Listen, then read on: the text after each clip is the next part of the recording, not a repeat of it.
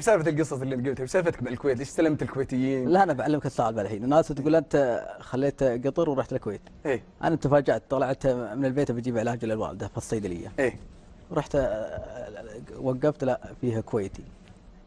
انا استغربت، قلت يمكن يبغى له شيء، ويدخل الصيدليه وانا وراه يسال الدكتور يقول ما في سجاير يبا. وانا ضحك. هذا اللي استغربت، جاي يدور سجاير. هذه صيدليه تعالج العالم.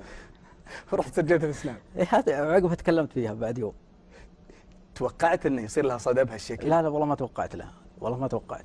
طيب سنابك قبل المقطع وبعد المقطع كم الرقم تقريبا؟ 80 قبل المقطع. 80 مش 80 ألف؟ لا عادي. 80 عادي؟ إيه؟ كان 80؟ إيه ما كنت ما ارسل ولا. وبعد المقطع؟ الحين صار العالم واجد. كم تقريبا يعني؟ 200. 200 ايش؟ 1000. تسلفني طيب منهم؟ ابشر بعزك ولا اخوك. اعطيني يعني شيء بسيط. ابشر. يفداك الجوال كله تسلم والله. وسنابه كله. طيب اليوم ابو مطلق، يمكن في كثير من النجوم السناب شات او شيء اللي يقدمون مواضيع وكذا، يمكن يقدمون مواضيع هادفه وقصص يمكن تفيد الناس. انت ما شاء الله ضربت بذي، هل حولت فكرتك يعني باتجاه انك تقدم شيء هادف للناس؟ الله بحاول. وش تقدم طيب الفتره الاخيره؟ حاولت اني اقدم جزء عن الصلاه. ايه تقدم عن الصلاه. كيف؟ مثلنا شيء، طيب عطنا شيء عن الصلاه. في ناس الحين بعضهم ما يصلي الفجر ايه وحنا ان شاء الله نعلمهم ونفهمهم، وبر الوالدين اهم شيء.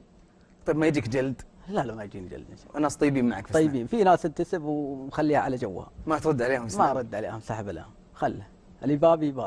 طيب استغليت انت ما شاء الله الحين نجم مشهور الحين، ما استغليت ماديا؟ دام عندك 200,000 اكيد اعلان عندك مبلغ قدره. قلت اسبوعين ان شاء الله.